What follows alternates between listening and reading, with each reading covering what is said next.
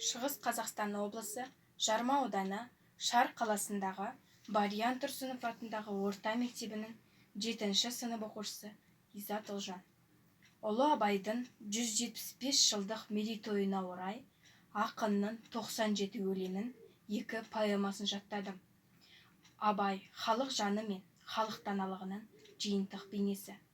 Ақын, данышпан, сәулесін шашқан жарық жұлдыз. Біз де Абай шығармаларын оқи отырып, келешегімізге нәр, ақыл кеңес аламыз. Ақынның жүріп өткен жолынан үлгі ала отырып, шығармаларынан сусындаймыз. Толық адам болып қалыптасамыз. Әр адам баласы Абай шығармаларына үніліп, Абайға бет бұрғаны дұрыс. Абай шығармаларында айтқан әрбір сөзі саналы адамның көкірегіне ой салып, адамшылық жолға тәрбиелейтін өсиеттерден тұрады.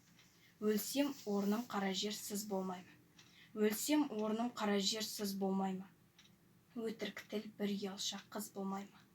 Махаббат, ғадаулатпен майдандасқан, қайран менің жүрегім мұз болмаймы? Амалсыз тағдыр бір күн кез болмаймы? Біреуге жай, біреуге тез болмаймы? Асау жүрек аяғын шалыспасқа, жерін тауып артқыға сөз болмаймы? Сонда жауап бере алман мен бейшара, сіздерге еркін тиер байқап қара. Екі күймек бір жанға әділет пе? Қаны қара жанмын мен, жаны жара. Жүрегімнің түбіне терең бойла, мен бір жұмбақ адамын, оны да ойла. Соқтық балы соқпақсыз жерде өстім, мұнмен жалғыз алыстым, кінә қойма. Жасымда албырт өстім, ойдан жырақ, айлаға, ашуға да жақтым шырақ. Ерте ояндым, ойландым, жете алмадым, етек басты көп көрдім, елден бірақ. Ой кіргелі тимеді ер көзіме, сандалмамен күн кешкен түспезіме. Өзі ермей, ерік бермей, жұрт қор етті, сен есерке, тыныш ұйықтат, бақ сөзіме.